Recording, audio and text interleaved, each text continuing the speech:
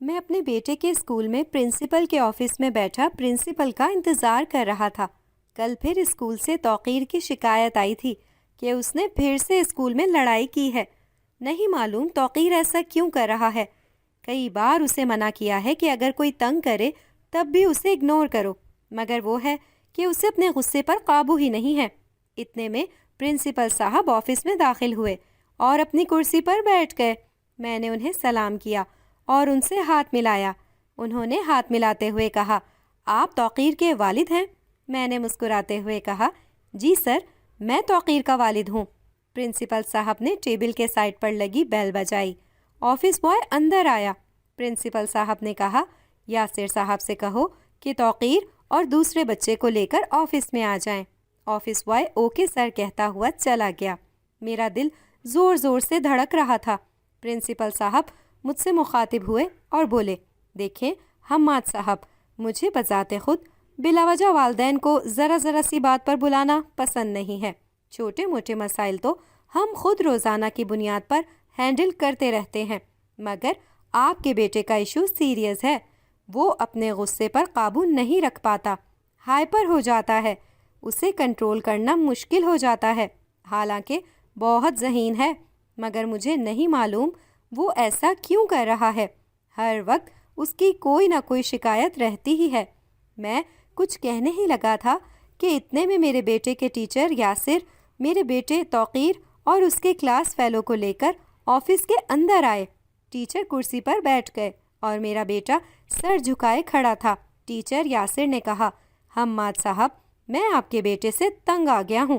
اگر اس کی ذہانت کو دیکھتا ہوں تو کہتا ہوں کہ یہ بچہ میری کلاس سے نہ جائے، لیکن جب اس کے غصے کو دیکھتا ہوں تو کہتا ہوں یہ میری کلاس سے چلا جائے تو بہتر ہے، کیونکہ اس کے غصے کی وجہ سے اگر کوئی نقصان ہو گیا تو اس کی ذمہ داری کون لے گا؟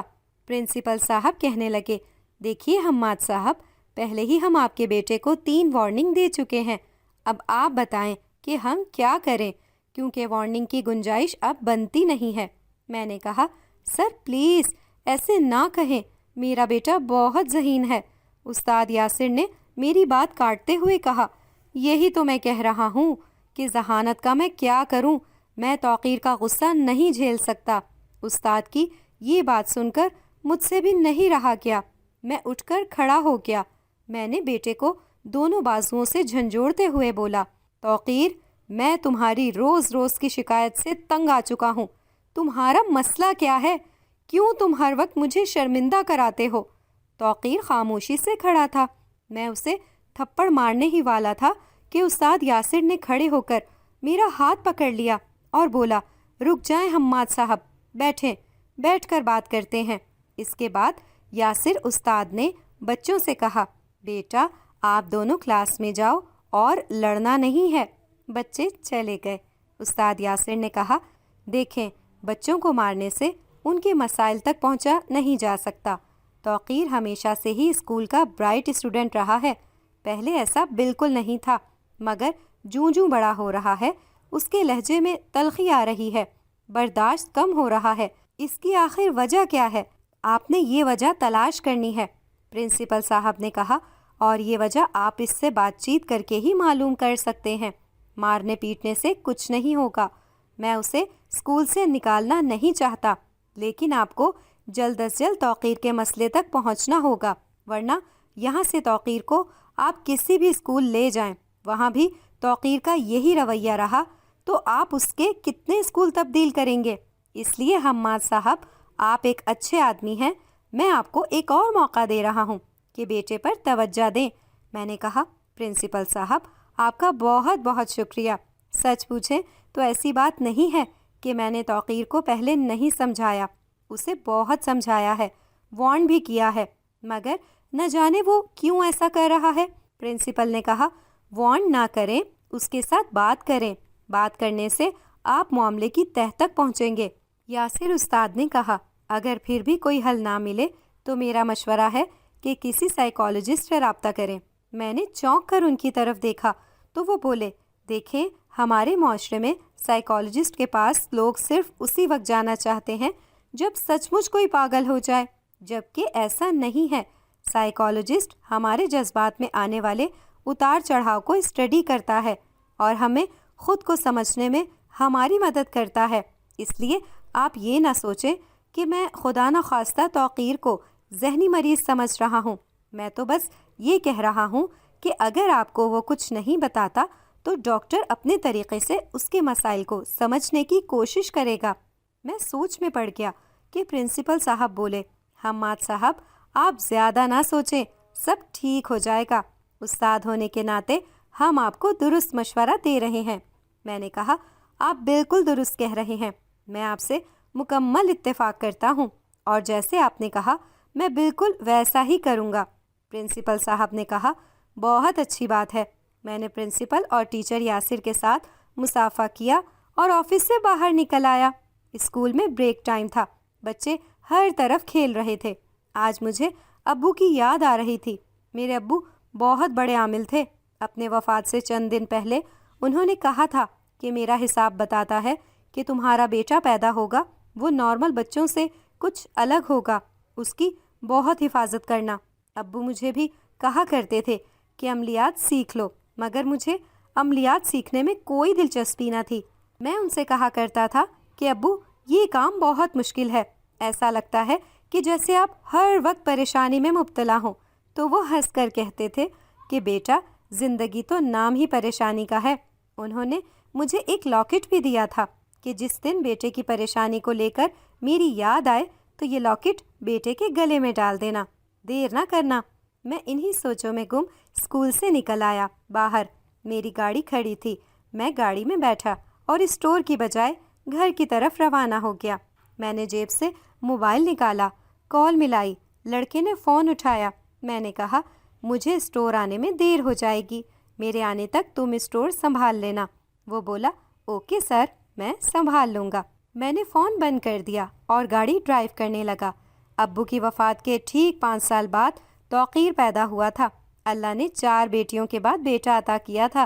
توقیر کے رویے میں جو تبدیلی آ رہی تھی وہ پہلے کم تھی مگر آہستہ آہستہ بڑھ رہی تھی۔ یہ بات تو درست تھی کہ توقیر نارمل بچوں سے کچھ مختلف تھا، مگر تیزی سے بدلتا ہوا اس کا رویہ پریشان کن تھا۔ صبح فجر سے بھی پہلے اٹھ جانا، نماز ادا کرنا، اس کے بعد واک کے لیے نکل جانا، پھر اسکول آنا، اسکول اور گھر دونوں میں چھوٹی چھوٹی باتوں پر لڑ پڑنا۔ محلے سے بھی کئی بار شکایت آ چکی تھی۔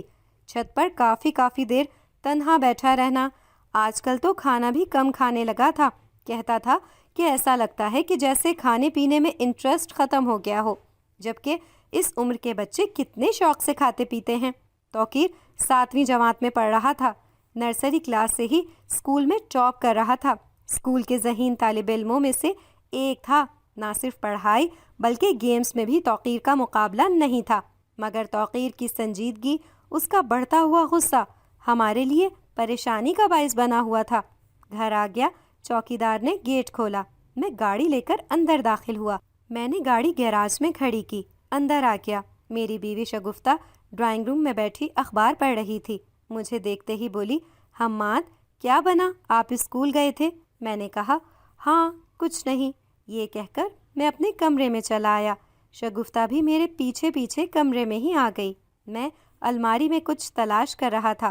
شگفتہ نے کہا، کیا ہوا حماد، آپ کیا تلاش کر رہے ہیں؟ میں نے کہا، میرا ایک پرانا والیٹ یہاں پڑا رہتا تھا، میں نے کہا تھا کہ اسے سنبھال کر رکھنا، وہ کہاں ہے؟ شگفتہ میرے قریب آئی، اس نے کہا، مجھے بتائیں نا، میں نکال دیتی ہوں۔ یہ کہہ کر شگفتہ نے لاکر کھولا اور والیٹ نکال کر میرے ہاتھ پر رکھتے ہوئے بولی، آپ نے کہا تھا کہ یہ والیٹ بہت قیمتی ہے، اس لیے میں نے یہ لاکر میں رکھ دیا تھا۔ میں نے والیٹ کے اندر دیکھا، ابو کا دیا ہوا لاکٹ والیٹ کے اندر ہی رکھا ہوا تھا۔ شگفتہ بولی، آپ نے بتایا نہیں کہ پرنسپل صاحب نے کیا کہا ہے؟ میں قریب رکھی کرسی پر بیٹھ گیا اور بولا، شگفتہ پہلے پانی پلا دو۔ شگفتہ اچھا ابھی لائی، یہ کہہ کر وہاں سے چلی گئی۔ چند لمحوں بعد آئی، اس نے ٹرے میری طرف بڑھائی۔ میں نے ٹرے میں رکھا پانی سے بھرا شیشے کا گلاس اٹھایا اور پانی پی لیا۔ میں نے گلاس واپس ٹرے میں رکھا۔ شگفتہ نے ٹرے ٹیبل پر رکھی اور صوفے پر بیٹھتے ہوئے بولی، کوئی پریشانی ہے؟ میں نے اسکول کی تمام رودات شگفتہ کو بتا دیں۔ وہ بولی، میں تو آج کل خود توقیر کی وجہ سے بہت پریشان ہوں۔ صبح توقیر کے اسکول جانے کے بعد دستگیر صاحب کی بیگم بھی آئی تھی۔ کہہ رہی تھی کہ توقیر نے اسکول وین میں بیٹھتے ہوئے ان کے بیٹے کو زور سے تھپڑ مارا ہے۔ وہ اپنے بیٹے کو بھی ساتھ لائی تھی۔ واقعی اس کے بیٹے کے دائیں گال پر توقیر کی 3 انگلیاں چھپی ہوئی تھیں۔ وارننگ دے کر گئی ہیں کہ دوبارہ ایسا ہوا تو اچھا نہیں ہوگا۔ شگفتہ کہنے لگی، اس والیٹ میں کیا ہے؟ میں نے شگفتہ کو ابو کی کہی تمام باتیں بتائیں۔ میں اٹھ کر کھڑا ہو گیا۔ پریشانی شگفتہ کے چہرے پر آیا تھی۔ میں نے اس کے کندھے پر ہاتھ رکھا اور بولا، تم فکر نہ کرو، سب ٹھیک ہو جائے گا۔ ایسا نہیں ہے کہ اللہ نے کسی پریشانی کا حل نہ بھیجا ہو۔ میں اسٹور جا رہا ہوں، 11 بج گئے ہیں، واپسی پر بات کرتے ہیں۔ میں گھر سے نکلا، گاڑی ڈرائیو کرتا ہوا اسٹور کی طرف جا رہا تھا۔ ابو کی طرف سے بہت بڑی جائیداد وراثت میں ملی تھی۔ یہ سب کچھ ابو نے عملیات کے کام سے ہی بنایا تھا۔ خوبصورت بنگلہ یہ تو ابو نے خود کھڑے ہو کر بنوایا تھا۔ عملیات کے کام میں مجھے کوئی دلچسپی نہیں تھی۔ میں سپر اسٹور بنانا چاہتا تھا۔ ابو نے اس میں بھی میرا ساتھ دیا۔ شہر کے بیچوں بیچ میرا ایک بڑا سپر اسٹور تھا۔ کچن آئٹم سے لے کر برتن اور کپڑوں تک سب کچھ ہی تھا۔ ابو اکثر ہی کہا کرتے تھے کہ بیٹا عملیات اتنا ہی سیکھ لو جتنا تمہارے کام آ سکے، مگر مجھے قطعاً کوئی دلچسپی نہیں تھی۔ اسٹور آ گیا، میں اپنے کام میں مصروف ہو گیا۔ میں نے دن رات اپنے بزنس کو بڑھانے میں لگا دیا تھا۔ توقیر میرا ایک ہی بیٹا تھا۔ ویسے تو توقیر کے اسکول آنے جانے کے لیے وین لگوائی ہوئی تھی، مگر آج میں خود اسے اسکول لینے پہنچ گیا۔ چھٹی کا وقت ہو چکا تھا۔ میں گاڑی سے نکلا، اسکول گارڈ کو بتایا کہ توقیر کو باہر بھیج دیں، اسے آج میں لے کر جاؤں گا۔ اسکول گارڈ اچھا کہتا ہوا اسکول کے اندر چلا گیا۔ میں گاڑی کے پاس ہی کھڑا ہو گیا۔ تھوڑی دیر بعد توقیر اسکول سے باہر آ گیا۔ اس نے مجھے سلام کیا۔ میں نے اس کا بیگ گاڑی کی پچھلی سیٹ پر رکھا۔ میں اور توقیر فرنٹ سیٹ پر بیٹھ گئے۔ میں نے ڈرائیونگ سیٹ سنبھال لی۔ اسکول کے باہر بہت رش تھا۔ گاڑی رش سے نکال کر کھلے روڈ پر لے آیا۔ ہم گھر کی طرف جا رہے تھے۔ توقیر نے کہا، بابا آپ بلا وجہ پریشان ہو رہے ہیں۔ اسکول کے کون سے بچے ہیں جن کے درمیان جھگڑا نہیں ہوتا ہے؟ اس نے مجھے گالی دی تھی تو میرا بھی ہاتھ اٹھ گیا۔ میں نے کہا، اچھا تو صبح اس لڑکے کو کیوں تھپڑ مارا تھا جس کے گال پر تمہاری 3 انگلیاں چھپی ہوئی تھیں؟ میری یہ بات سن کر توقیر خاموش ہو گیا۔ سگنل نے سرخ بتی جلا دی۔ سرخ اشارے پر تمام ٹریفک رک گئی۔ میں ہینڈل پر ہاتھ رکھے سرخ سگنل کے گرین ہونے کا انتظار کر رہا تھا کہ اچانک میری نظر توقیر پر پڑی۔ وہ گاڑی سے باہر بڑے غور سے دیکھ رہا تھا۔ میں نے باہر دیکھا تو ایک 8-10 سال کا بچہ گاڑیوں کے پاس بھیک مانگ رہا تھا۔ اچانک توقیر نے اپنی شہادت کی انگلی سے گاڑی کے شیشے پر الٹی سیدھی لائن لگانا شروع کر دی۔ اس کے بعد توقیر نے گاڑی کے شیشے پر پھونک ماری۔ باہر بھیک مانگنے والا بچہ دھڑام سے نیچے گر پڑا۔ وہ اٹھ کر کھڑا ہوا۔ توقیر نے دوبارہ گاڑی کے شیشے پر پھونک ماری۔ بچہ دوبارہ دھڑام سے نیچے گر پڑا۔ جب تیسری بار ایسا ہوا، میں نے توقیر کو بازو سے ہلایا اور بولا، توقیر تم کیا کر رہے ہو؟ توقیر جیسے خود کہیں کھویا ہوا تھا۔ اس نے چونک کر میری طرف دیکھا، کہنے لگا، کچھ نہیں بابا، میں کچھ نہیں کر رہا۔ میں نے غور سے اسے دیکھا۔ اس کا گورا رنگ سرخ ہو رہا تھا۔ اتنے میں سگنل نے سبز بتی جلا دی۔ گرین سگنل ملتے ہی ٹریفک الرٹ ہو گئی۔ میں نے بھی گاڑی سٹارٹ کی اور گھر کی طرف روانہ ہو گیا۔ گھر آ گیا۔ گاڑی گیراج میں کھڑی کرنے کے بعد میں اندر آیا، مگر توقیر مجھے یہ کہتے ہوئے اپنے کمرے میں بھاگا کہ بابا شام میں بات کرتے ہیں، میں کھانا کھا کر سونا چاہتا ہوں، پوری رات جاگتا رہا ہوں۔ میں نے اسے پکارا، توقیر۔ اس نے مڑ کر مجھے دیکھا۔ میں نے کہا، تم ساری رات کیوں جاگتے رہے ہو؟ وہ خاموش ہو گیا، ادھر ادھر دیکھنے لگا، پھر بولا، مجھے نہیں معلوم۔ اسی لمحے شگفتہ وہاں آ گئی۔ توقیر نے ماں کو دیکھتے ہوئے کہا، آنی کو کہہ دے کھانا میرے کمرے میں لے آئے، آپ خود نہ آئیے گا ورنہ آپ کے سوال ختم نہیں ہوں گے، میں بہت تھکا ہوا ہوں۔ یہ کہہ کر وہ اپنے کمرے میں بھاگ گیا۔ شگفتہ نے کہا، ارے اسے تو دیکھو، حماد سن رہے ہیں آپ کے بیٹے کی باتیں۔ میں نے کہا، تم اسے کھانا کھلاؤ، میں شام میں جلدی آ جاؤں گا اور خود اس سے بات کروں گا۔ شگفتہ نے ملازمہ سے کہا، رانی چھوٹے صاحب کے کمرے میں کھانا پہنچا دو۔ میں واپس گیراج کی جانب چل پڑا۔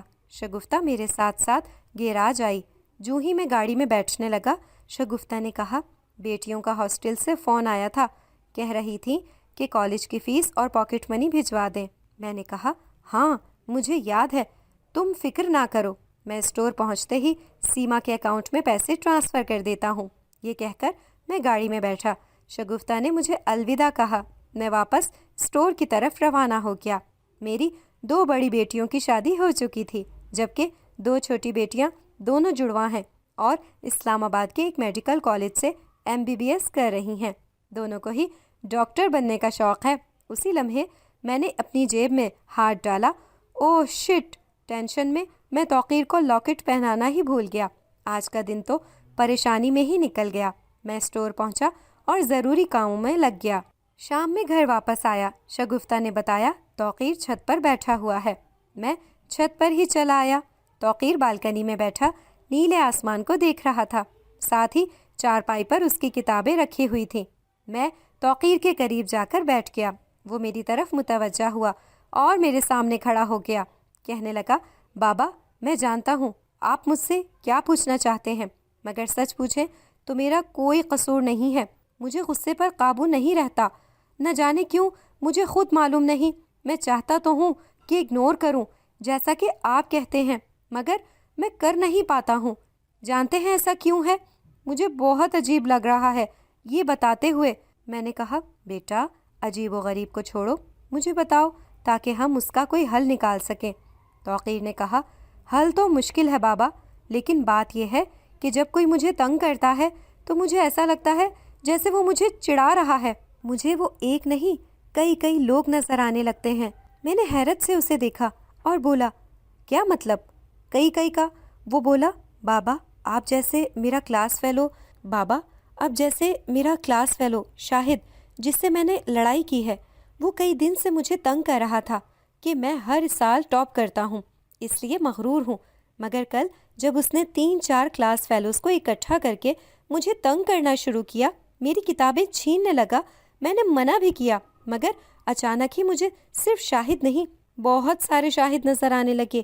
وہ سب شاہد مجھے تنگ کرنے لگے، مجھ پر ہنس رہے تھے۔ آخر میرے پاس لڑائی کے علاوہ کوئی چارہ نہ تھا۔ بیٹے کی بات سن کر میں کھڑا ہو گیا۔ میں نے اس کے کندھوں پر ہاتھ رکھتے ہوئے کہا، بیٹا کب سے ایسا ہے؟ توقیر نے کہا، بابا ایسا کافی دنوں سے ہو رہا ہے۔ میں نے کہا، تو تم نے مجھے پہلے کیوں نہیں بتایا؟ توقیر بولا، بابا میں اسے اپنا وہم سمجھ رہا تھا۔ میں نے بیٹے کو گلے سے لگا لیا اور بولا، بیٹا اب تم نے مجھ سے کچھ نہیں چھپانا، چاہے جو بھی ہو جائے۔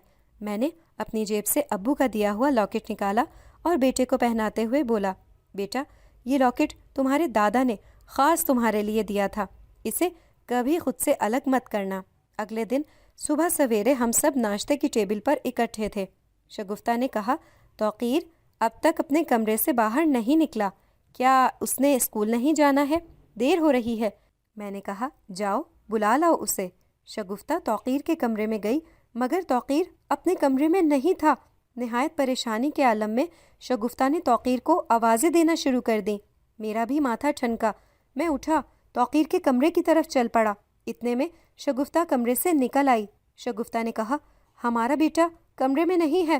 میں نے کہا، یہ کیا کہہ رہی ہو؟ میں جلدی سے کمرے میں گیا، پورا کمرہ چھان مارا۔ واش روم میں سنک کے اوپر توقیر کا لاکٹ پڑا تھا، مگر توقیر کا لاکٹ یہاں کیوں پڑا ہے؟ میں کمرے سے باہر نکلا، تمام ملازموں سے پوچھا، گیٹ کے چوکیدار نے بھی یہی کہا کہ اس نے توقیر کو نہیں دیکھا۔ یا اللہ، اب میں کیا کروں؟ میں اپنا سر پکڑ کر وہیں زمین پر بیٹھ گیا۔ چوکیدار نے کہا، صاحب آپ پریشان نہ ہوں، توقیر بیٹا یہیں کہیں ہوں گے، ہو سکتا ہے میری غیر موجودگی میں باہر چلے گئے ہوں، ویسے بھی ان کی عادت ہے صبح واک کرنے کی۔ میں نے کہا، آپ کی بات درست ہے، لیکن اگر توقیر واک کے لیے جائے تو اس وقت تک تو واپس آ جاتا ہے۔ 2 گھنٹے گزر گئے مگر توقیر کا کچھ پتہ نہ چلا۔ میں نے ہر جگہ فون کر لیا، اسکول، توقیر کے دوستوں کے پاس، ہمسایوں کے گھر سے بھی پوچھ لیا، مگر توقیر کی کوئی خبر نہ ملی۔ ادھر شگفتہ کی یہ حالت تھی کہ اکلوتے بیٹے کی گمشدگی کی وجہ سے وہ شدید صدمے سے دوچار تھی۔ سوچ سوچ کر میرا دماغ پھٹ رہا تھا۔ میرے دماغ میں ابو کی وہی بات گونج رہی تھی، تمہارا بیٹا پیدا ہوگا، وہ نارمل بچوں سے کچھ الگ ہوگا، اس کی بہت حفاظت کرنا۔ میں نے تھانے میں بھی توقیر کی گمشدگی کی FIR درج کرا دی تھی۔ میں تھانے سے نکلا، عصر کا وقت ہو چکا تھا۔ میں نے جیب میں ہاتھ ڈالا تو لاکٹ نکل آیا۔ میں نے لاکٹ کو کھولا، لاکٹ اندر سے خالی تھا۔ ابو مجھے اکثر ایک ہی بات کہا کرتے تھے کہ عملیات سیکھ لو، مگر میں پڑھا لکھا شخص ان باتوں پر یقین کہاں کرتا تھا۔ میں اسی وقت گاڑی میں بیٹھا اور شاہ نعیم الدین صاحب کی طرف روانہ ہو گیا۔ شہر سے تقریباً 2 کلومیٹر کے فاصلے پر شاہ صاحب کا بنگلہ ہے۔ شاہ صاحب پڑھے لکھے عامل ہیں۔ شاہ صاحب عام عاملوں کی طرح کام نہیں کرتے، بلکہ بہت کم ہی لوگ جانتے ہیں کہ وہ عامل ہیں۔ شاہ صاحب بہت کم کیسز ڈیل کرتے ہیں۔ آج میں ان سے ملنا چاہتا تھا، کسی دوسرے عامل کی بجائے ان سے ملنا میں نے بہتر سمجھا۔ گاڑی شہر سے باہر جانے والی روڈ پر رواں دواں تھی۔ میں شاہ صاحب کے گھر پہنچا۔ گیٹ کیپر نے بتایا شاہ صاحب اندر ہی ہیں۔ میں نے کہا آپ انہیں بتائیں، میں نے ان سے بہت ضروری ملنا ہے۔ گیٹ کیپر نے کہا آپ یہیں میرا انتظار کریں، میں ان سے پوچھ کر آتا ہوں۔ یہ کہہ کر وہ اندر چلا گیا۔ میں باہر ہی اس کا انتظار کرنے لگا۔ تھوڑی دیر بعد وہ واپس آیا اور بولا شاہ صاحب آپ کو اندر بلا رہے ہیں۔ میں اندر چلا گیا۔ بہت خوبصورت بنگلہ تھا۔ لوگ بتاتے ہیں کہ شاہ صاحب بھی خاندانی رئیس ہیں۔ باہر ایک اور ملازم مجھے مل گیا۔ اس نے ادب سے مجھے سلام کیا اور بولا آئیں میں آپ کو اندر لے چلتا ہوں۔ میں ملازم کے ساتھ اندر چلا گیا۔ ڈرائنگ روم میں شاہ صاحب صوفے پر بیٹھے تسبیح پڑھنے میں مصروف تھے۔ مجھے دیکھتے ہی اٹھ کھڑے ہوئے۔ میں نے شاہ صاحب کے ساتھ مصافحہ کیا۔ انہوں نے مجھے صوفے پر بیٹھنے کے لیے کہا اور ملازم سے کہا صاحب کے لیے چائے لے آؤ۔ ملازم چلا گیا۔ شاہ صاحب صوفے پر بیٹھے اور بولے آپ کا نام؟ میں نے کہا حماد اظہر میرا نام ہے۔ شاہ صاحب نے کہا آپ وہی حماد اظہر تو نہیں ہیں جن کا شہر میں بہت بڑا اسٹور ہے؟ میں نے کہا جی جی بالکل میں وہی حماد ہوں۔ شاہ صاحب نے کہا دراصل میرا کئی بار آپ کے اسٹور پر شاپنگ کے لیے آنا ہوا ہے، مگر اتفاق سے ملاقات نہیں ہو سکی۔ جب بھی آیا آپ اسٹور پر نہیں تھے۔ میں نے کہا جی بس کوئی نہ کوئی مصروفیت لگی رہتی ہے۔ شاہ صاحب نے کہا یہاں کیسے آنا ہوا؟ اچانک میرا BP ڈاؤن ہو گیا۔ میں بات تو کرنا چاہ رہا تھا مگر مجھ سے بات ہو نہیں پا رہی تھی۔ شاہ صاحب اٹھ کر میرے پاس آئے۔ انہوں نے میرا ہاتھ پکڑ لیا، میری نبض چیک کی اور بولے آپ کی نبض بہت آہستہ چل رہی ہے۔ پھر شاہ صاحب نے ملازم کو آواز دی جمیل جلدی سے کیلسی لے کر آؤ۔ 2 منٹ بعد ہی ملازم گلاس میں کیلسی گھول کر لے آیا۔ شاہ صاحب نے گلاس میری طرف بڑھاتے ہوئے کہا حماد صاحب کیلسی پی لیں، تھوڑی دیر تک طبیعت سنبھل جائے گی۔ میرا خیال ہے آپ بہت پریشان ہیں۔ میں نے کیلسی پی، کچھ دیر بعد ہی میری طبیعت سنبھلنے لگی۔ میں نے کہا شاہ صاحب صبح سے میرے بیٹے کا کچھ پتہ نہیں چل رہا، وہ اچانک گم ہو گیا ہے۔ شام ہو گئی مگر بیٹے کا اب تک کچھ پتہ نہیں چل سکا۔ میں آپ کے پاس بہت امید لے کر آیا ہوں۔ میں جانتا ہوں کہ آپ بہت بڑے عامل ہیں، لیکن بہت کم لوگ یہ بات جانتے ہیں۔ اگر آپ کچھ کر سکتے ہیں تو پلیز کچھ کریں، میرا ایک ہی بیٹا ہے۔ شاہ صاحب نے کہا حماد صاحب میں آپ کے والد کو بہت اچھی طرح جانتا ہوں۔ جس وقت میں یہ کام سیکھ رہا تھا اس وقت وہ استادوں کے استاد تھے۔ میں تو خود آپ کے والد سے بہت متاثر ہوں۔ آپ فکر نہ کریں، میں حساب کرتا ہوں کہ آپ کا بیٹا کہاں ہو سکتا ہے، آگے اللہ مدد کرنے والا ہے۔ یہ کہہ کر شاہ صاحب اٹھے اور اپنے کمرے میں چلے گئے۔ شاہ صاحب لگ بھگ میری ہی عمر کے ہوں گے، نہایت سادہ مزاج، باروب اور پرکشش شخصیت کے مالک تھے۔ تھوڑی دیر بعد وہ واپس آئے۔ ان کے ہاتھ میں ایک کتاب، ایک خوبصورت چھڑی اور تسبیح تھی۔ انہوں نے ساری چیزیں ٹیبل پر رکھی، کتاب کھول کر ایک خاص صفحہ اپنے سامنے رکھا اور تسبیح پر کچھ پڑھنے لگے۔ کچھ دیر بعد ٹیبل پر پہلے سے رکھی ایک ڈائری پر چند حروف لکھے اور دوبارہ آنکھیں بند کر کے کچھ پڑھنے لگے۔ تھوڑی دیر بعد انہوں نے پھر سے آنکھیں کھولیں اور ڈائری پر کچھ حروف لکھے۔ تھوڑی دیر تک کوئی حساب کتاب میں لگے رہے اور نہایت خاموشی سے کچھ سوچتے رہے۔ پھر انہوں نے ڈائری اور کتاب بند کی، تسبیح کو چوم کر ٹیبل پر رکھا۔ میں نے کہا کچھ پتہ چلا؟ شاہ صاحب لمبی سانس بھرتے ہوئے بولے حماد صاحب آپ کے والد صاحب جنات پکڑنے کے ماہر تھے۔ نہ صرف یہ بلکہ وہ جنات کی چند محفلوں میں بھی شریک ہوئے اور ان کے کچھ فیصلے بھی کیے۔ آپ کے والد صاحب نے جنات کے قبیلے میں ایک فیصلہ کیا تھا جس کی وجہ سے ایک جن کو قبیلے سے نہ صرف نکالا گیا بلکہ اس کے بیوی بچوں کو بھی قبیلہ بدر کیا گیا۔ اس جن کا ایک بیٹا تھا۔ جنات کو اپنے علم سے یہ معلوم ہوا کہ اس جن کا یہ بیٹا مستقبل میں بہت طاقتور جن بنے گا، اور آپ کے والد نے بھی اس کی تائید کی تھی، لہٰذا جن اور اس کے خاندان کو تو قبیلہ بدر کر دیا گیا، مگر اس کا وہ بیٹا اس جن سے شہنشاہ نے چھین لیا اور کہا کہ اس کے بیٹے کی پرورش محل میں ہی کی جائے گی۔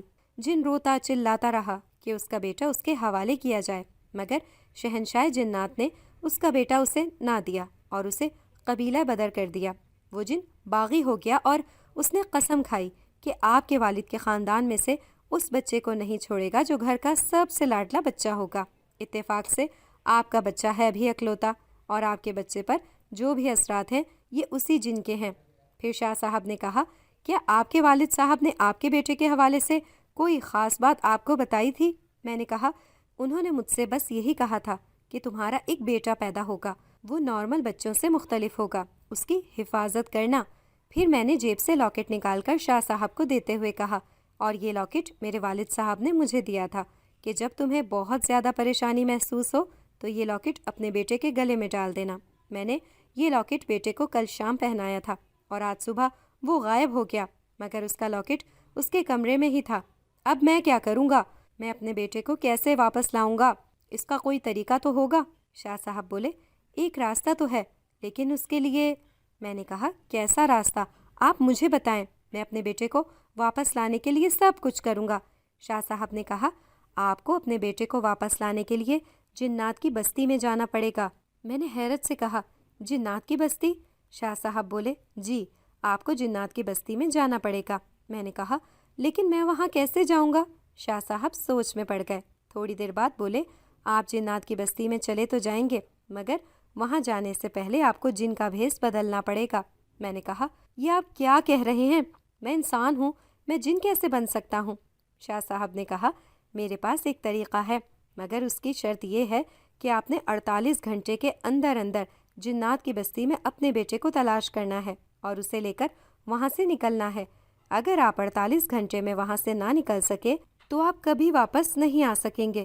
میں نے کہا، یہ آپ کیا کہہ رہے ہیں؟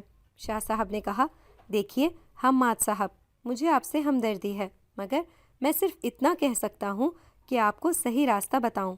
وقت پورا ہونے کے بعد اگر آپ کسی مصیبت میں پھنس بھی جاتے ہیں تو میں صرف اتنا کر سکتا ہوں کہ یہاں بیٹھ کر کچھ عملیات اور پڑھائی کرتا رہوں تاکہ جن کا بھیس 2-3 گھنٹے برقرار رہ سکے۔ بس آپ نے کوشش کرنا ہوگی کہ بیٹے کو لے کر جلد از جلد وہاں سے نکل سکیں۔ میں نے کہا، اگر میں بیٹے کو لے کر وہاں سے آ بھی گیا تو اس بات کی تو کوئی ضمانت نہیں ہے کہ وہ جن میرے بیٹے کے پیچھے دوبارہ نہیں آئے گا۔ شاہ صاحب بولے، میرے پاس اس کا بھی حل ہے، مگر پہلے آپ سوچ کر فیصلہ کر لیں۔ میں شدید بے چینی اور اضطرابی کی حالت میں اٹھا، ڈرائنگ روم کی بڑی بڑی کھڑکیوں سے باہر دیکھا۔ مغرب کا وقت ہو چکا تھا، بلکہ گزر ہی چکا تھا، باہر مکمل اندھیرا ہو چکا تھا۔ میں نے جیب سے موبائل نکالا اور گھر پر فون ملایا۔ شگفتہ نے فون اٹھایا، وہ رو رہی تھی، روتے ہوئے بولی، کہاں ہیں آپ؟ میں کب سے آپ کو فون ملا رہی ہوں، مگر آپ کا نمبر نہیں لگ رہا ہے۔ ایک طرف بیٹے کا صدمہ ہے، دوسری طرف آپ بھی گھر سے چلے گئے ہیں، کہاں ہیں آپ؟ میں نے کہا، توقیر کا پتہ چل گیا ہے، میں اسے لینے کے لیے جا رہا ہوں، تم میری فکر مت کرنا۔ شگفتہ نے کہا، کیا آپ سچ کہہ رہے ہیں؟ میں نے کہا، ہاں۔ شگفتہ بولی، تو آپ پولیس کو وہاں بھیج دیں، کیا آپ وہاں اکیلے جائیں گے؟ اگر آپ کو کچھ ہو گیا تو؟ میں نے کہا، تم فکر نہ کرو، مجھے کچھ نہیں ہوگا، تم بس ہمارے لیے دعا کرو۔ شگفتہ کچھ بولنا چاہ رہی تھی کہ میں نے کہا، شگفتہ، رونے کی بجائے بیٹے کے لیے دعا کرو، ہمارا ایک ہی بیٹا ہے اور مجھے اسے ہر قیمت پر واپس لانا ہے۔ میں 2-3 دن تک بیٹے کو لے کر لوٹوں گا، تم اپنا خیال رکھنا اور دعا کرنا۔ یہ کہہ کر میں نے فون بند کر دیا۔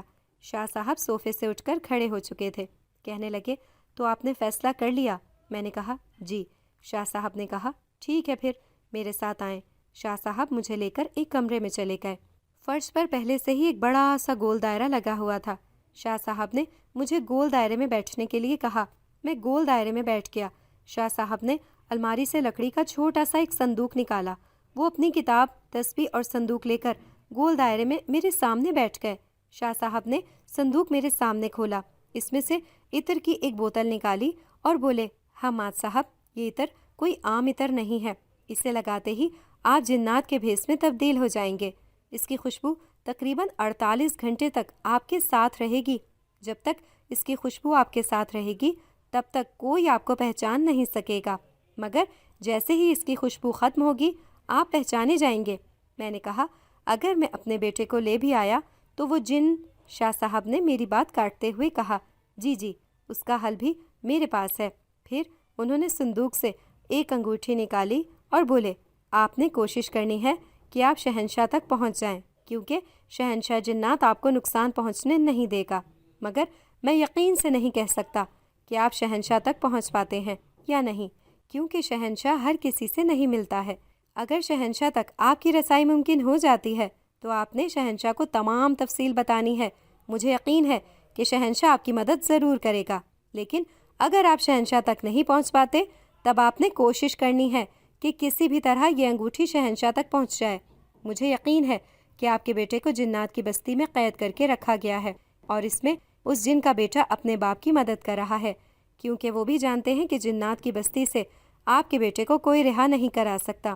اگر یہ انگوٹھی شہنشاہ کے پاس پہنچ گئی اور جن آپ تک پہنچنے میں کامیاب ہو بھی گیا تو شہنشاہ آپ کی مدد ضرور کرے گا، لیکن اگر آپ انگوٹھی بھی پہنچانے میں ناکام ہو جاتے ہیں تو پھر صرف ایک ہی راستہ ہے کہ آپ نے 48 گھنٹے کے اندر اندر بیٹے کو تلاش کر کے واپس آنا ہے، ورنہ آپ بھی بیٹے کے ساتھ کھو جائیں گے۔ میں نے کہا میں واپس کیسے آؤں گا؟ شاہ صاحب بولے جنات کی بستی سے باہر نکلتے ہی کچھ فاصلے پر برگد کا ایک پرانا پیڑ ہے، اپنے بیٹے کے ساتھ وہاں کھڑے ہونا اور یہی انگوٹھی جو آپ نے شہنشاہ تک پہنچانی تھی خود پہن لینی ہے۔ میں یہاں سے اپنا عمل کرتا رہوں گا، آپ کو اس پیڑ سے انسانوں کی دنیا میں واپس لانا میرا کام ہے۔ گھر پہنچتے ہی آپ نے اس انگوٹھی کو اپنے گھر کے صحن کے بیچوں بیچ دفن کرنا ہے، اس طرح وہ جن دوبارہ آپ کے بیٹے تک نہیں پہنچ سکے گا۔ میں نے کہا شاہ صاحب میں اپنے بیٹے کے پاس پہنچنا چاہتا ہوں۔ شاہ صاحب نے کہا آپ نے بیٹے کو خود تلاش کرنا ہے، کیونکہ مجھے یہ پتہ نہیں چل رہا کہ اسے کس جگہ پر رکھا گیا ہے، اور گھبرانا نہیں ہے، کیونکہ جب تک آپ نہیں آتے میں اسی گول دائرے میں بیٹھا عمل کرتا رہوں گا۔ میں نے کہا ٹھیک ہے شاہ صاحب، مجھے آپ کی تمام ہدایات ازبر ہو چکی ہیں۔ یہ سن کر شاہ صاحب نے عطر کی بوتل ہاتھ میں پکڑی، اس پر کچھ پڑھ کر پھونکا اور میرے جسم پر عطر لگا دیا۔ اس کے بعد انہوں نے ایک کیل مجھے دیا اور بولے یہ کیل بیٹے کو ڈھونڈنے میں تمہاری مدد کرے گا۔ جیسے ہی میں کلام پڑھوں گا آپ جنات کی بستی میں پہنچ جائیں گے، مگر جو ہی آپ وہاں پہنچیں گے آپ کا وقت شروع ہو جائے گا، آپ اپنی آنکھیں بند کر لیں۔ شاہ صاحب نے پڑھائی شروع کر دی۔ انہوں نے انگوٹھی میری مٹھی میں دی اور چند لمحوں بعد مجھے ایسا لگا جیسے میرا جسم ہوا میں تیر رہا ہو، مگر مجھے آنکھیں کھولنے کی ہمت نہ ہوئی۔ اتنے میں میری ساری سماعتوں سے آواز ٹکرائی، آپ نے تب آنکھیں کھولنی ہیں جب میں آپ سے کہوں۔ تھوڑی دیر بعد مجھے ایسا محسوس ہوا جیسے میرے پیروں کے نیچے زمین آ گئی ہو۔ اسی لمحے میرے کانوں میں شاہ صاحب کی آواز آئی، حماد صاحب آنکھیں کھول دیں اور برگد کے اس پیڑ سے سیدھا جنات کی بستی میں داخل ہو جائیں، آپ کو کوئی نہیں روکے گا۔ خاموشی ہو گئی۔ میں نے ڈرتے ڈرتے آنکھیں کھول دیں۔ میں واقعی برگد کے پیڑ کے نیچے کھڑا تھا۔ میں نے چلنا شروع کیا۔ کچھ فاصلے پر ایک چار دیواری تھی۔ کیا یہی جنات کی بستی تھی؟ میں اس کی طرف چل پڑا۔ جیسے ہی میں گیٹ پر پہنچا وہاں دو جن پہرے پر کھڑے تھے۔ مجھے دیکھ کر کہنے لگے اے اجنبی جن، تم کون ہو؟ پہلے تو تمہیں کبھی نہیں دیکھا۔ میں بہت نروس تھا۔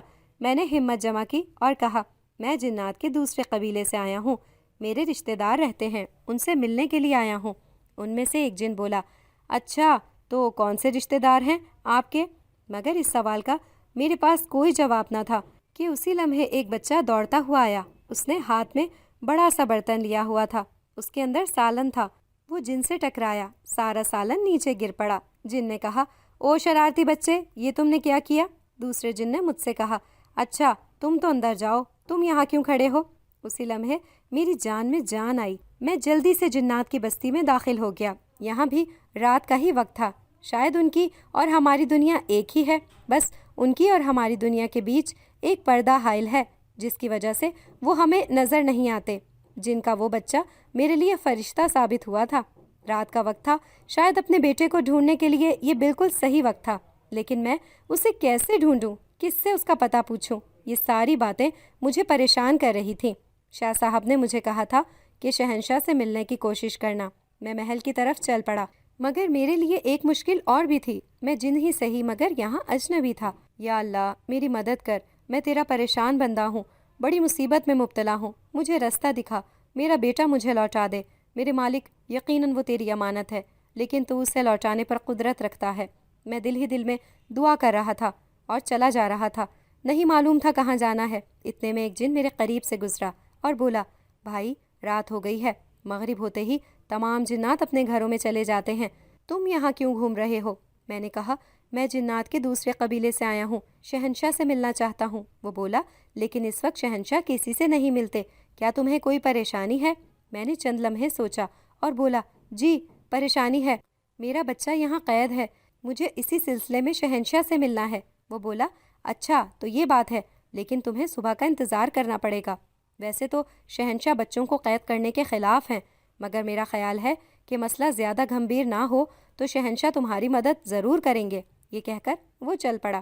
میں نے اسے روکتے ہوئے کہا، میں صبح تک انتظار کر لوں گا، مگر کیا آپ کو علم ہے کہ قید خانہ کہاں ہے؟ میں اپنے بچے سے ملنا چاہتا ہوں، ایک بار اس سے مل لوں گا تو تسلی ہو جائے گی۔ وہ بولا، کیوں نہیں، میں خود آپ کو لے کر چلتا ہوں۔ یہ کہہ کر وہ جن میرے ہمراہ چل پڑا۔ تھوڑی دیر میں ہم ایک قلعے نما بلڈنگ کے سامنے جا کر رکے۔ میں وہ بلڈنگ دیکھ کر حیران رہ گیا، جنات بھی اس طرح کی بلڈنگ بناتے ہیں۔ اتنے میں ایک جن باہر آیا، میرے ساتھ کھڑے جن نے اسے سلام کیا۔ اندر سے آنے والا جن بولا، تم یہاں اس وقت کیا کر رہے ہو؟ میرے ساتھ آنے والے جن نے کہا، کیا یہاں کسی جن بچے کو قیدی بنا کر لایا گیا ہے؟ وہ بولا، کب؟ میں نے کہا، آج صبح۔ اس نے کہا، بالکل نہیں، میں آج صبح سے ہی قید خانے کا پہرا دے رہا ہوں، یہاں کسی بچے کو نہیں لایا گیا۔ میرے ساتھ آنے والے جن نے کہا، یہ بیچارہ دوسرے قبیلے سے آیا ہے، اپنے بچے کے لیے پریشان ہے، ہو سکتا ہے کہ تمہاری غیر موجودگی میں بچہ آیا ہو اور تمہیں پتہ نہ چلا ہو۔ پہرے دار جن نے کہا، تب تو میں یہی کہہ سکتا ہوں کہ آپ اپنی تسلی کے لیے قید خانہ دیکھ سکتے ہیں۔ میں نے کہا، آپ کی بڑی مہربانی ہوگی۔ وہ ہمیں بلڈنگ کے اندر لے آیا۔ بہت بڑے بڑے کمرے بنے ہوئے تھے، لوہے کی مضبوط سلاخیں تھیں، چند ایک کمروں میں کچھ جنات بھی قید تھے۔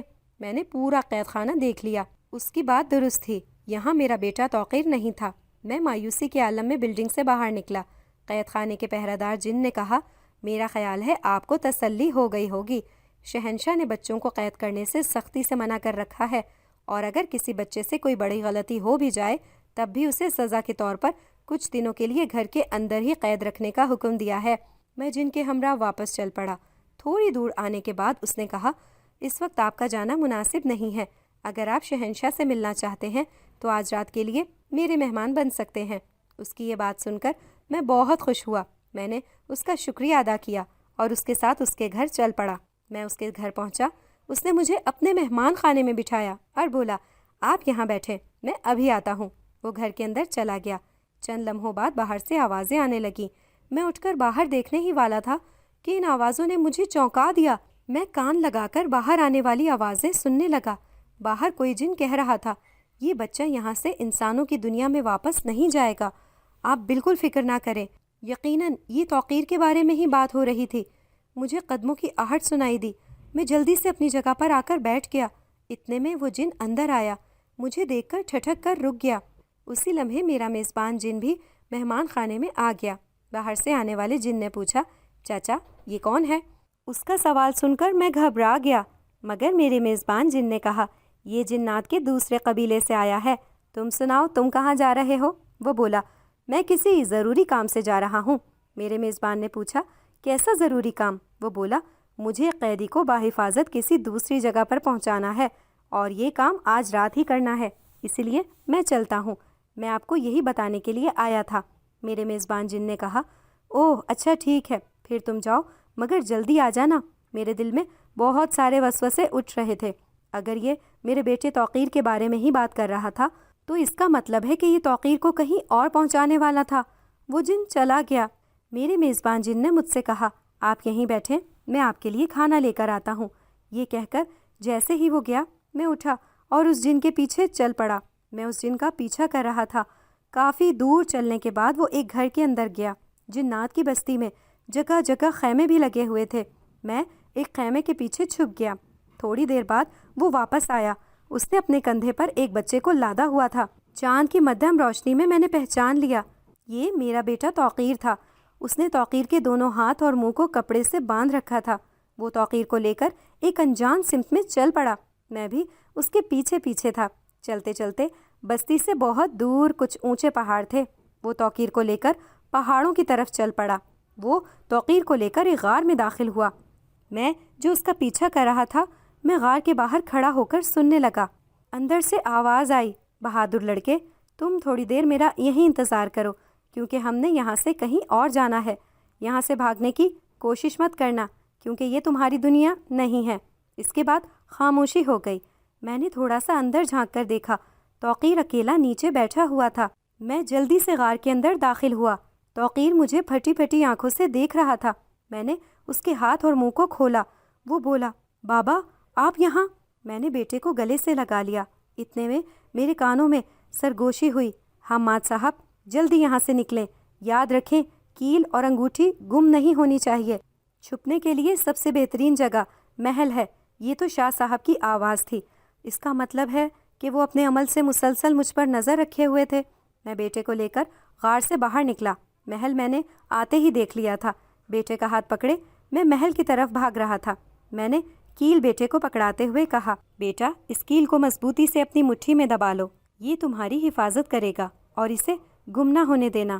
بیٹے نے کہا، ٹھیک ہے بابا۔ ہم محل کے پاس پہنچے۔ یہاں کوئی پہرے دار نہیں تھا، شاید سب کہیں گئے ہوئے تھے۔ میں بیٹے کو لیے محل میں داخل ہو گیا۔ یہاں سے میں صبح بآسانی شہنشاہ کو بھی مل سکتا تھا۔ محل کے گیٹ کے ساتھ ہی ایک کمرہ تھا۔ میں بیٹے کو لے کر کمرے میں داخل ہو گیا اور دروازہ اندر سے بند کر دیا۔ بیٹے نے کہا، بابا آپ یہاں کیسے آ گئے؟ میں نے کہا، کیا میں اپنے بیٹے کو اکیلا چھوڑ دیتا؟ بیٹا خاموشی سے بیٹھ جاؤ، کیونکہ ہم نے صبح ہونے کا انتظار کرنا ہے۔ بیٹا میری گود میں بیٹھ گیا اور نہ جانے کب ہماری آنکھ لگ گئی۔ کچھ آوازیں سن کر میری آنکھ کھلی۔ باہر سے آوازیں آ رہی تھیں، رستے میں اگر جنات ہیں تو سب کو ہٹا دو، کیونکہ شہنشاہ نے شکار کے لیے جانا ہے۔ میں نے توقیر کو جگایا اور دروازہ کھولنے لگا، مگر دروازہ باہر سے کسی نے بند کر دیا تھا۔ اف میرے خدا، یہ کیا ہو گیا؟ ہم اس کمرے میں قید ہو چکے تھے۔ باہر شہنشاہ کے نکلنے کی وجہ سے گہما گہمی تھی۔ شہنشاہ شکار پر چلا گیا، مگر ہم اس کمرے سے باہر نہ نکل سکے۔ اب کچھ نہیں ہو سکتا تھا، ہم یہاں قید ہو چکے تھے۔ 48 گھنٹے سے پہلے تو مجھے کوئی پہچان نہیں سکتا تھا، مگر اس کے بعد کیا ہوگا؟ پورا دن گزر گیا، مغرب ہو گئی، مجھے یہاں آئے 24 گھنٹے گزر چکے تھے اور اب میرے پاس صرف 24 گھنٹے باقی تھے۔ میں ہر حال میں شہنشاہ سے ملنا چاہتا تھا، کیونکہ شہنشاہ جنات ہی اس جن کو دوبارہ ہم تک پہنچنے سے روک سکتا تھا۔ آدھی رات کا وقت تھا، کوئی دروازہ کھولنے کی کوشش کر رہا تھا۔ میں کھڑا ہو گیا، میں نے توقیر کو اپنے پیچھے چھپا لیا۔ اچانک کسی نے دروازہ کھولا۔ میں نے توقیر کو اپنے پیچھے چھپا لیا۔ اچانک کسی نے دروازہ کھولا۔ اسے دیکھتے ہی میرے ہوش اڑ گئے۔ یہ تو وہی جن زادہ تھا جو میرے بیٹے کو غار میں لے کر گیا تھا۔ وہ مجھے دیکھ کر مسکرایا اور بولا، اے آدم زاد، بھیس بدل کر گھومنے سے تم جن نہیں بن جاؤ گے، تم انسان ہی رہو گے۔ اور جانتے ہو شہنشاہ محل میں نہیں ہے، وہ سیر کے لیے صبح ہی کہیں نکل چکا ہے اور نہ جانے اب کب واپس آئے، کچھ نہیں معلوم۔ میں نے کہا، میرے بیٹے سے دور رہو۔ میں نے کیل اپنے بیٹے کے ہاتھ سے لیا۔ وہ جن آہستہ آہستہ میری طرف بڑھنے لگا۔ جیسے ہی وہ میرے قریب آیا، میں نے اسے زور سے وہ کیل چبھا دیا۔ وہ چلا کر پیچھے ہٹا۔ میں بیٹے کو لے کر کمرے سے بھاگا۔ جیسے ہی میں محل سے باہر نکلا، ایک اور جن میرے سامنے آ گیا۔ میں پریشان تھا کہ شاہ صاحب کے مطابق 48 گھنٹے پورے ہونے سے پہلے کوئی مجھے پہچان نہیں سکے گا، تو پھر یہ سب کیا تھا؟ اگلے 48 گھنٹے پورے ہونے میں بہت سارا وقت تھا۔ جن نے مجھے روکنے کی کوشش کی، مگر میں توقیر کو لے کر بستی سے باہر کی سمت بھاگ پڑا۔ آدھی رات کا وقت تھا، ہر طرف خاموشی تھی۔ شاید یہ وہی جن تھا جس نے بدلہ لینے کے لیے میرے بیٹے کو اغوا کیا تھا۔ جیسے ہی میں بستی کے گیٹ کے پاس پہنچا، میرے کانوں میں شاہ صاحب کی آواز آئی۔ وہ بولے، حماد گھبراؤ نہیں، جب تک یہ انگوٹھی اور کیل تمہارے پاس ہے کوئی تمہارا کچھ نہیں بگاڑ سکتا۔ میں رک گیا۔ پہرے داروں نے کہا، آپ تو وہی ہیں جو جنات کے دوسرے قبیلے سے آئے ہیں، آپ بھاگتے ہوئے کیوں جا رہے ہیں؟ لیکن اسی لمحے وہی جن حاضر ہوا۔ اس نے میرے بیٹے کو پکڑ لیا۔ میں نے بھی کچھ نہ دیکھا اور جذبات میں آ کر اس کے اوپر چھلانگ لگا دی اور چلایا، چھوڑ دو میرے بیٹے کو، نہیں تو میں تمہیں جان سے مار دوں گا۔ اتنے میں آواز آئی، رک جاؤ۔ ہم نے آواز کی سمت مڑ کر دیکھا۔ ایک گھوڑا ہوا میں اڑ رہا تھا، اس کے بہت بڑے بڑے پر تھے اڑتے ہوئے گھوڑے کے اوپر ایک بہت خوبصورت جن بیٹھا ہوا تھا۔ اس کے ارد گرد کئی جن ہوا میں معلق تھے۔ گھوڑے پر بیٹھے ہوئے جن نے کہا، کون ہو تم لوگ؟ پھر بولا، انہیں ابھی محل میں حاضر کرو۔ وہ شہنشاہ جنات تھا، ہمیں اس کے سامنے محل میں حاضر کیا گیا۔ ساری کہانی شہنشاہ کے سامنے رکھی گئی۔ شہنشاہ مجھے دیکھ کر مسکرا رہا تھا۔ وہ بولا، اے انسان، تم عتیق الرحمن کے بیٹے ہو۔ اس کا تو اب تک ہماری بستی میں چرچا ہے، ہم اسے نہیں بھولے۔ میں نے شہنشاہ کو انگوٹھی دی۔ شہنشاہ نے اس انگوٹھی کو ایک نظر دیکھا اور بولا، یہ انگوٹھی تم واپس رکھ لو، اب اس کی ضرورت نہیں ہے۔ اس کے بعد اس نے اپنے ایک محافظ جن کو کہا، عتیق الرحمن کی اولادوں کو ان کی دنیا میں واپس پہنچا دو۔ باغی جن اور اس کے بیٹے کو ہمارے سامنے پیش کرو۔ میں واپس آنے لگا تو شہنشاہ نے کہا، اپنے بیٹے کو سنبھال کر رکھنا، اس میں مجھے دوسرا عتیق الرحمن نظر آ رہا ہے۔ شہنشاہ جنات کے محافظ جن نے ہمیں بحفاظت میرے کہنے پر شاہ صاحب کے گھر پہنچایا اور غائب ہو گیا۔